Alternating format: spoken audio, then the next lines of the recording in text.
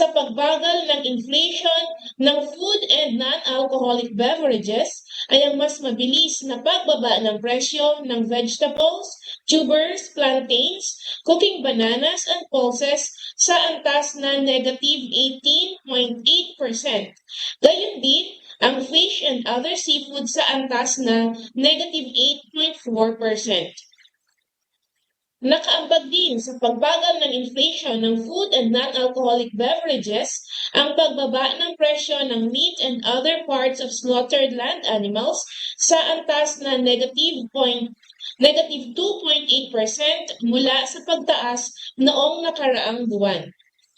Pangalawa naman ang pagtaas ng presyo ngunit sa mas mabagal na antas ng personal care and miscellaneous goods and services sa nakaambag ng malaki sa mababang antas ng inflation nitong Enero 2024 kaysa noong Disyembre 2023. Ito ay may 4.9% inflation at 2.2% share sa pagbaba ng pangkalahatang inflation sa lalawigan. Ang dahilan ng pagbagal ng antas ng inflation ng personal care and miscellaneous goods and services ay ang mas mabagal na pagtaas ng presyo ng mga sumusunod. Other appliances, articles, and products for personal care na may 5.4% inflation at jewelry and watches na may 4.4% inflation. Ang ikatlong commodity group na nag-ambag sa mas mababang antas ng inflation nitong Enero 2024 ay transport na may negative 0.3% inflation at 0.9% share sa pagbaba ng pangkalahatang inflation sa lalawigan. Ang nag-ambag ng malaki sa pagbagal ng inflation ng transport ay ang mas mabilis na pagbaba ng presyo ng gasolina sa antas na negative 2.8%. Gayun din ang presyo ng gulong ng sasakyan sa antas na negative 3.7%. Nakaambag din sa pagbagal ng inflation ng transport ang pagbaba ng presyo ng maintenance and repair of personal transport equipment sa antas na 0.5%. Pagdating sa overall inflation nitong Enero 2024, ang pangunahing nag-ambag ay ang housing, water, electricity, gas, and other fuels na may 3.8% inflation at 38.5% share. Ang mga pangunahing nag-ambag sa inflation ng housing, water, electricity, gas, and other fuels ay ang mga sumusunod. Kuryente na may 7.7% inflation, bayad sa supply ng tubig na may 58.8% inflation, at LPG na may 6.7% inflation. Ang pangalawang commodity group na may pinakamalaking ambag sa pangkalahatang inflation nitong Enero 2024 ay ang restaurants and accommodation services na may 5.7% inflation at 20% share. Ang pangunahing nag-ambag sa inflation ng restaurants and accommodation services ay ang restaurants, cafe, and the like na may 5.7% inflation. Ang furnishings, household equipment, and routine household maintenance ang pangatlo sa may pinakamalaking ambag sa pangkalahatang inflation nitong Enero 2024. Ang commodity group na ito ay nagtala ng 5.7% inflation at 12.3% share sa pangkalahatang inflation.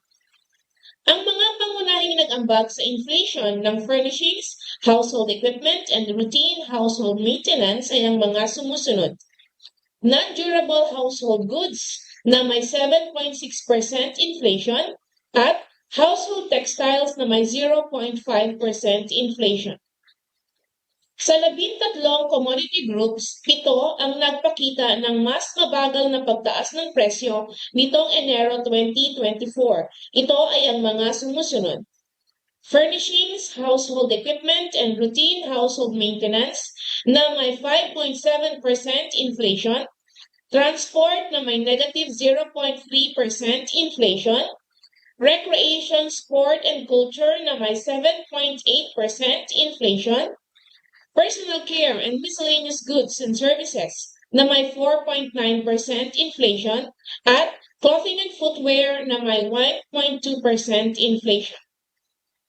Nagtala ng pagbaba ng presyo mula sa pagtaas noong nakaraang buwan ang food and non-alcoholic beverages na may negative 0.2% inflation.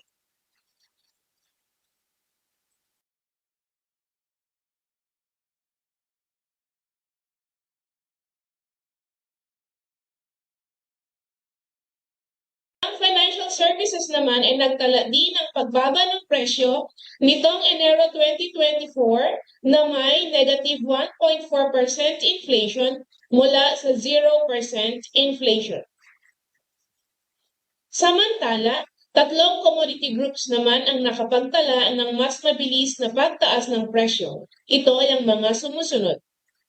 Alcoholic beverages and tobacco na may 9.6% inflation, housing, water, electricity, gas, and other fuels na may 3.8% inflation, at health na may 1.6% inflation. Nanatili naman sa kanyang antas ng inflation nitong Disyembre 2023 ang mga sumusunod na commodity groups. Information and communication na may 0.9% inflation, education services na may 3.2% inflation, at restaurants and accommodation services na may 5.7% inflation. Muling nagpakita ng pagbagal sa pagtaas ng presyo ang mga pangkat ng pagkain sa lalawigan sa antas na negative 0.6% nitong Enero 2024 mula sa 2.4% noong Disyembre 2023. Sa mga pangkat ng pagkain sa lalawigan, nagpakita ng mas mabagal na pagtaas ng presyo ang mga sumusunod. Flour, bread, and other bakery products, pasta products, and other cereals na may 6.4% inflation, at milk, other dairy products, and eggs na may 4.1% inflation, particular dito ang itlog. Nagtala naman ng mas mabilis na pagbagsak ng presyo nitong Enero 2024 sa lalawigan ang mga sumusunod na pangkat ng pagkain. Fish and other seafood na may negative 8.4% inflation gaya ng dilis. Oils and fats na may negative 2.2% inflation, particular ang mantika, at vegetables, tubers, cooking bananas at iba pa na may negative 18.8% inflation tulad ng sibuyas. Nagpakita naman ang pagbagsak ng presyo nitong Enero 2024 mula sa pagtaas ng presyo noong Disyembre 2023 ang meat and other parts of slaughtered land animals na may negative 2.8% inflation, particular dito ang karne ng manok. Ang fruits and nuts naman ay nagtala din ng pagbaba ng presyo nitong Enero 2024 na may negative 4.3% inflation mula sa pagtaas noong nakaraang buwan. Samantala, mas mabilis na pagtaas ng presyo ang naitala ng mga sumusunod na pangkat ng pagkain. Bigas na may 17.1% inflation, mais na may 11.1% inflation, sugar, confectionery, and desserts na may 2.2% inflation, particular ang asukal na pula, at ready-made food and other food products not elsewhere classified na may 5.8% inflation, particular ang broth cubes. Nitong Enero 2024, ang inflation rate para sa bottom 30% income households ay naitala sa antas na 1.7%. Noong Disyembre 2023, ang inflation rate para sa bottom 30% income households ay naitala sa antas na 3.2% at 9.4% naman noong Enero 2023. Ang pangunahing dahilan ng pagbaba ng antas ng inflation para sa bottom 30% income households nitong Enero 2024 ay ang pagbaba sa antas ng inflation ng mga sumusunod na commodity groups. Food and non-alcoholic beverages na may 0.2% inflation, ito ay may 95.7% share sa pagbagal ng inflation.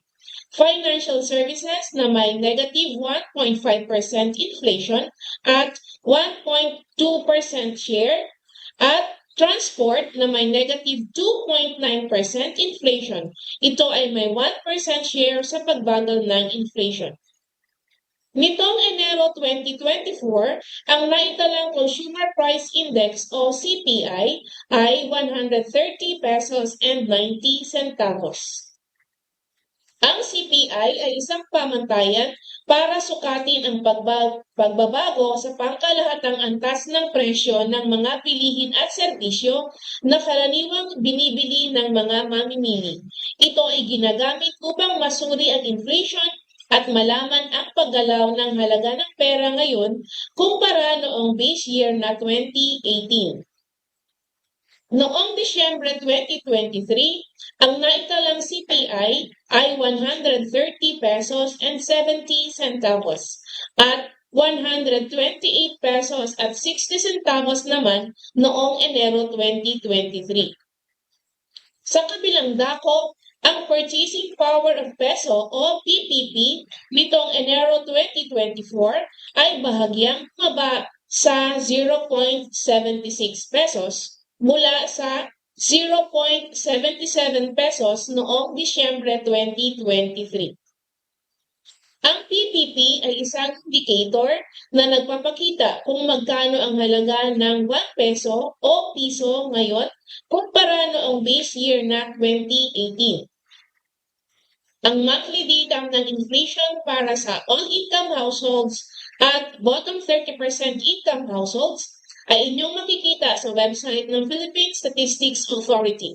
Maaari rin itong ma-access sa mga links na naka-flash sa screen o sa pamamagitan ng pag-scan ng QR codes na nasa screen. Dito nagtatapos ang aking paglalahad ng antas ng inflation o pagtaas ng mga presyo ng mga bilihin at serbisyo sa lalawigan ng Marinduque sa buwan ng Enero 2024.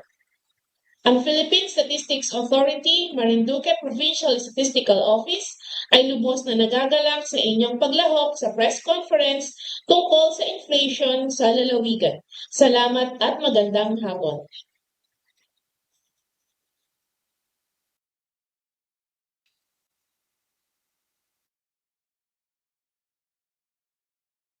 Maraming salamat CSS Office para sa ulat ng January 2023.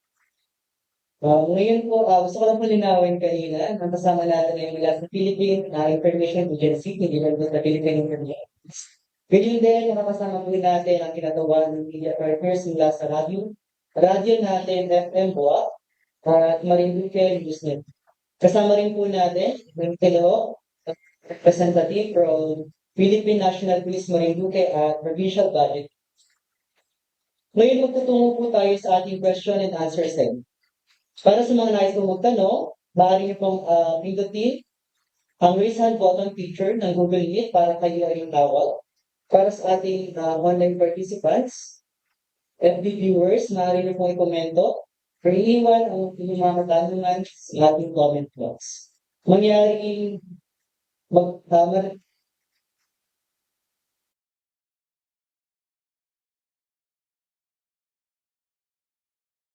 Binigay din po namin ang ating viewers na makibahagi sa ating question and answer segment. Maaaring pakilimitahan lamang po ang inyong mga katanungan sa paksang pinag-uusapan sa hapon. Ngayon handa na po tayo para sa ating question and answer segment.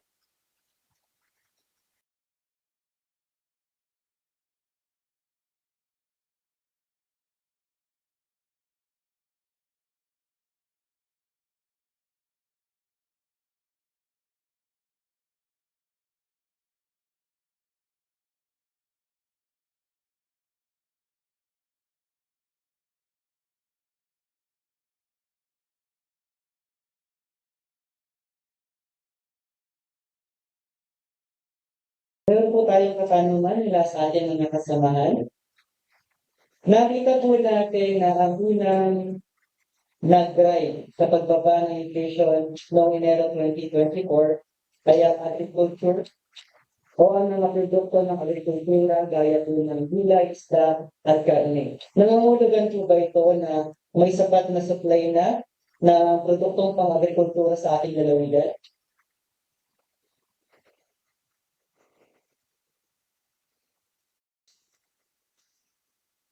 Salamat po sa unang tanong. Um, Dahil yun po yung pangunahing pinagmulan ng pagbaba or pagbagal ng inflation rate dito sa ating lalawigan. Marami nga po tayong nakikitang mga produkto sa ating mga pamilihan na masasabi natin na pwede namang dito talaga itanim sa ating probinsya at yun po ay nararanasan na rin naman natin ngayon. So, sa mga nakaraang pag-uulat po ng PSA tungkol sa level ng mga presyo dito sa ating lalawigan, nabanggit din po ng ating mga bisita na patuloy po ang mga proyektong pang-agrikultura na ipinapatupad ng Provincial Agricultural Office kasama ng mga Municipal Agricultural Office para maging masagana pa yung mga ani ng ating mga magsasaka dito. At masasabi po natin na nararanasan na po natin yon dahil mas marami na po na ani ngayon at nadadala sa mga palengke sa mas mababang halaga. Pero hindi pa rin po natin maiaalis yung mga produkto na nanggagaling sa kabila na masasabi po natin na hindi po karaniwang itinatanim dito sa atin.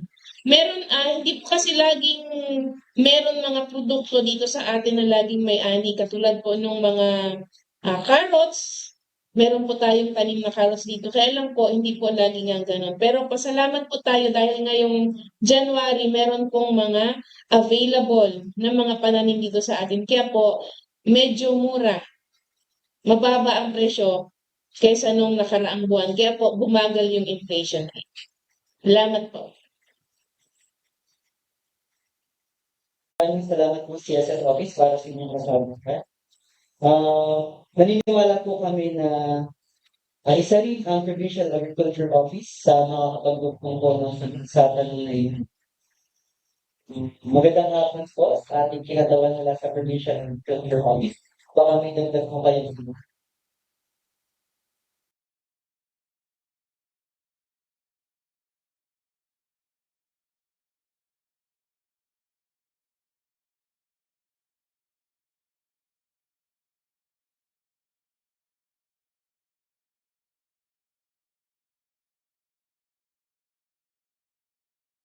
Proceed po tayo sa ating next question. So may isa pa po tayong katanungan. Kung makikita po natin mula ng isang taon, pababa po ang ating inflation rate or pabagal po siya ng pabagal. Nangangahulugan po ba ito na magpapatuloy po ito hanggang sa pagtatapos ng taon? Kung hindi man po, ano po kaya ang magiging dahilan ng pagbabago ng inflation rate mula sa tinatapos ng pagbabago? Okay, isang magandang tanong na naman yan. Sa gawain po ng Philippine Statistics Authority na buwan-buwan ay nangongolekta ng presyo ng mga bilihin at serbisyo, hindi po talaga makakapagbigay ng forecast tungkol sa magiging track o progress ng presyo ng mga bilihin dito sa ating lalawigan. Dahil yun pong gawain na yun, yun po ay nakaatang naman sa Bangko Sentral ng Pilipinas. So, yun pong iba't ibang mga senaryo or sitwasyon kasi ang nagiging dahilan kung bakit nagkakaroon ng pagbabago o paggalaw ng presyo ng mga bilihin. Unang-una po ay yung klima or yung kalagayan ng panahon. And then, yun pong presyo ng mga inputs na ginagamit sa agriculture at saka sa pag-transport ng mga bilihin natin at iba pa pong mga external na factors na makakaapekto. Kaya po, hindi po talaga masasabi or mafo-forecast kung tuloy-tuloy na yung pagbagal ng paggalaw ng presyo ng mga bilihin dito sa ating lalawigan.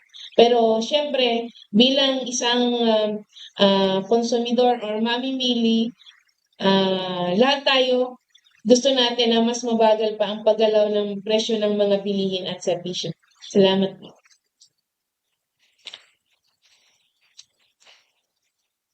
Maraming salamat po, CSS Office. May kadugtong po itong katanungan.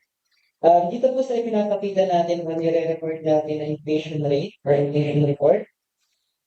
Paano po natin malalaman kung totoo bang nararamdaman ito ng mga mamimili? Kung nga po sinabi natin na bumagal ang presyo ng manok o ng isda, may ginagawa po ba ang PSA para matingnan pa or may ginagawa silang separate na survey po ba para malaman naman sa mamimili kung nararanasan talaga nila o nararamdaman nila ang pagbagal at pagbaba niya.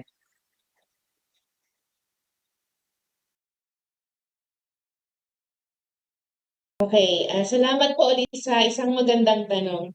So, yun pong mga paggalaw ng presyo ng mga bilihin dito sa lalawigan, ganun din sa ibang parte ng bansa, ay hindi po talaga nagkakaroon ng iba pang partikular na gawain ang Philippine Statistics Authority. Pero meron pong isang survey na ginagawa ang PSA. Yun po yung tinatawag na Consumer Expectation Survey na quarterly ay sinasagawa ng PSA na ito po ay in partnership with Bangko Sentral ng Pilipinas. At ang mga tanong po dito sa Consumer Expectation Survey na ito ay tungkol po sa uh, opinion ng mga consumers, ng public, tungkol sa kalagayan ng bansa sa economics, kung ano ang kanilang nakikita sa darating na 12 buwan, sa susunod na 3 buwan, at sa kasalukuyang nararanasan nila tungkol sa pananalapi ng bansa, ng economic situation, ano ang magiging sa tingin nila ay kalagayan ng presyo ng mga bilihin sa ngayon, sa susunod na 3 buwan at sa susunod na 12 buwan. Pero yun ay depende lang sa opinion or expectations ng mga mamimili. Yun ay isa sa mga inputs na kailangan ng Bangko Sentral ng Pilipinas sa kanilang forecasting at saka sa pagpaplano. At hindi siya talaga ginagamit ng PSA sa iba pang mga projects nito, maliban sa ipinapasa yung data sa Bangko Sentral ng Pilipinas. Salamat. Maraming salamat po, CSS Office, para sa napakagandang katanungan. Baka may iba pa po kayong katanungan, muli po hinihikayat natin ang ating mga online participants, gayon din ang ating online viewers na makiisa sa ating question and answer set. Para sa ating mga kasama sa Google Meet, maaari niyo po gamitin ang raise hand button o kaya iiwan ang inyong katanungan sa ating chat box. Sa mga viewers po natin, maaari niyo i-komento o iiwan ang inyong katanungan sa ating comment section.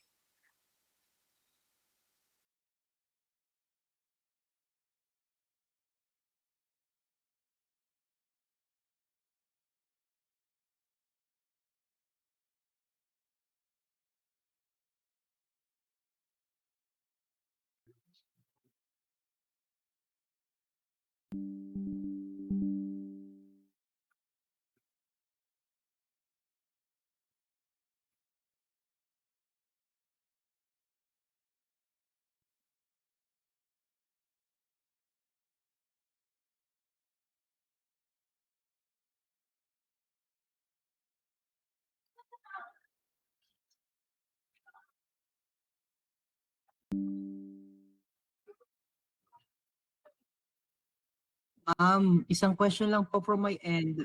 Kung ang purchasing power po, ang purchasing power of peso ng ating lalawigan ay 76. Sa buong bansa po, magkano?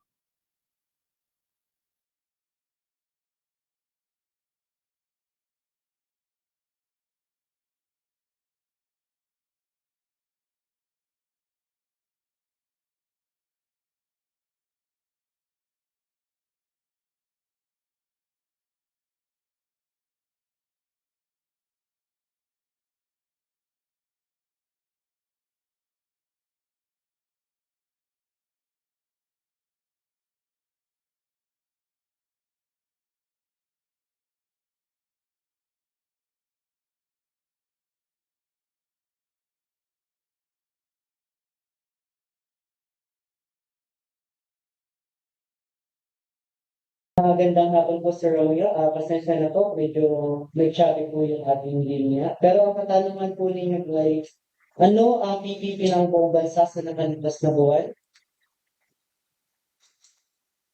Tama po ba, sir?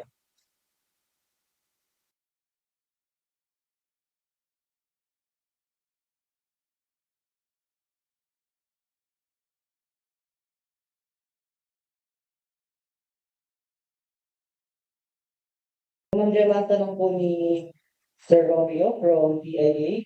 Ano po ang PPP or purchasing power ng buong bansa sa nakalipas na buwan noong January 2020?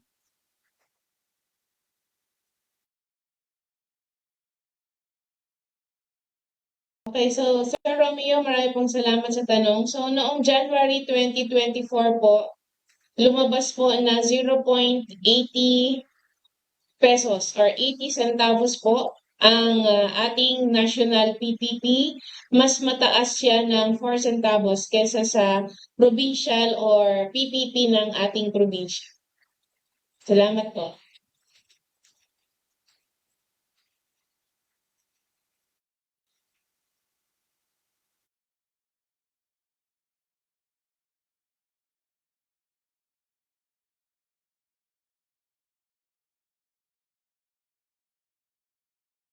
Maraming salamat po, Ma'am Gemma. Baka may kadag, karagdagang katanungan po ang ating pinatawan na BAA. Ma'am, kung mas mababa tayo ng 4 na sentavo sa PPP ng buong bansa, maganda po yun? Magandang balita po yun, ma'am.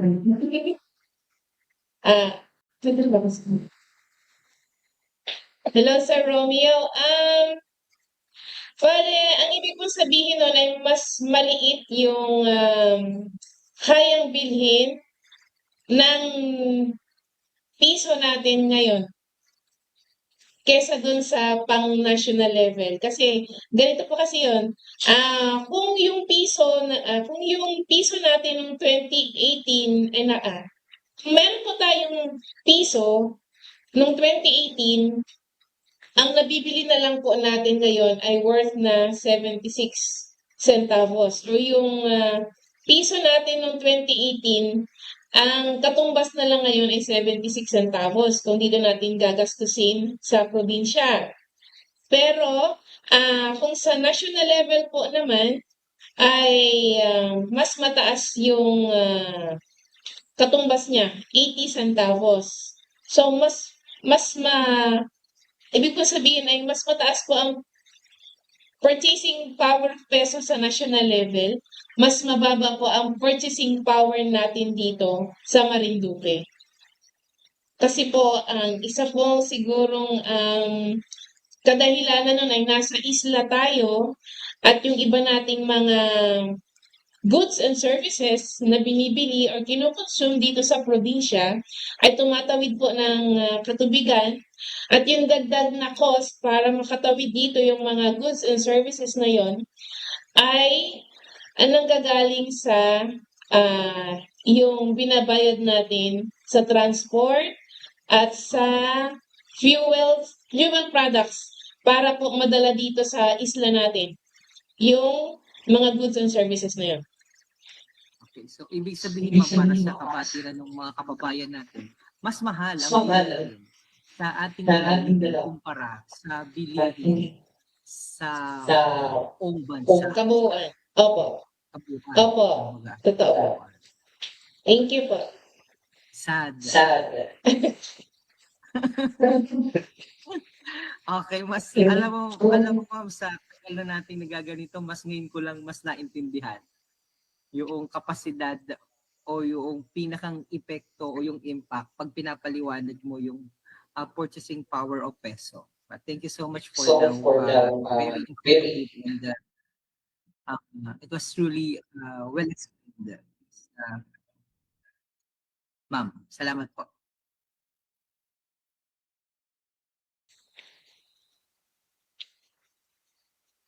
Muli ko maraming salamat, Sir Romeo, sa iyong nakarang na katanungan at sa magandang katanungan po na i-provide ni Ma'am Ken.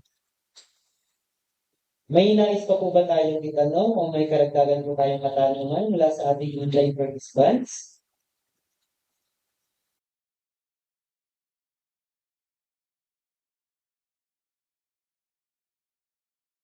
Baka po may nais magbahagi ng kanilang insights tungkol po sa ating pinag-usapan sa hapong ito. Maaari lang po ninyong i-open ang inyong mic.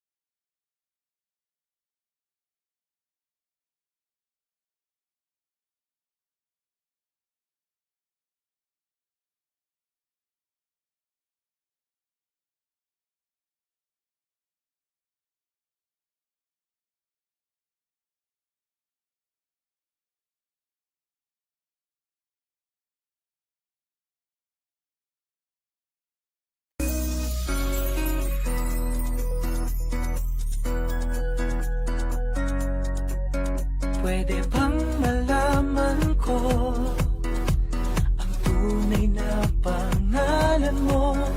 Ang ganda mo kasi sa picture mo, gandang hinahanap ko. Ngunit sabi mo sa akin, hindi mo alam ang lahat sa'yo. Wala ka palang record ng birth certificate mo. Umpisahan mo na ang magparehistro. Importante talaga dahil buhay mo ito. Tanong mo sa kanila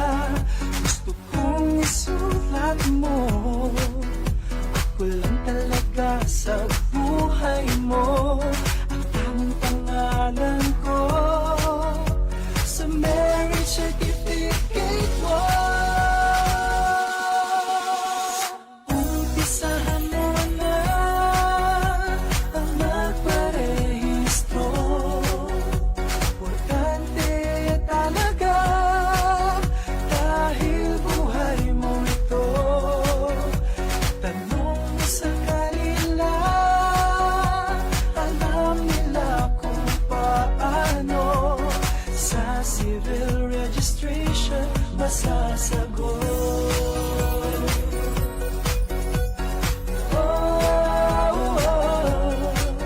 Sa wakas ay naging tayo. Ikaw na ang forever ko. Pero sa sandaling mundo'y lisanin ko. Death certificate ko'y iparehistro mo. Lahat ng bagay na meron ako ay ipapamana ko sa'yo. Importante sa akin ang kinabukasan mo. Umpisahan mo na ang magparehistro. Importante talaga dahil buhay mo ito. Tanong mo sa kanila, alam nila kung paano. Sa civil registration masasagot.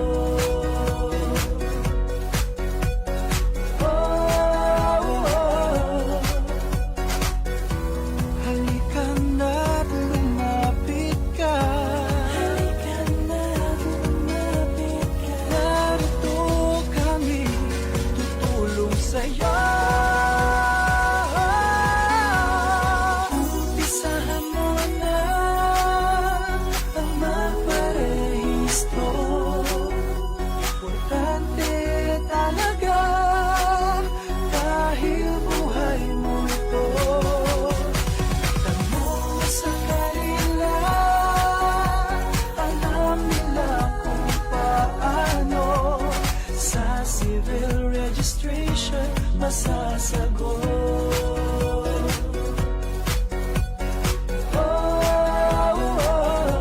Masasagot.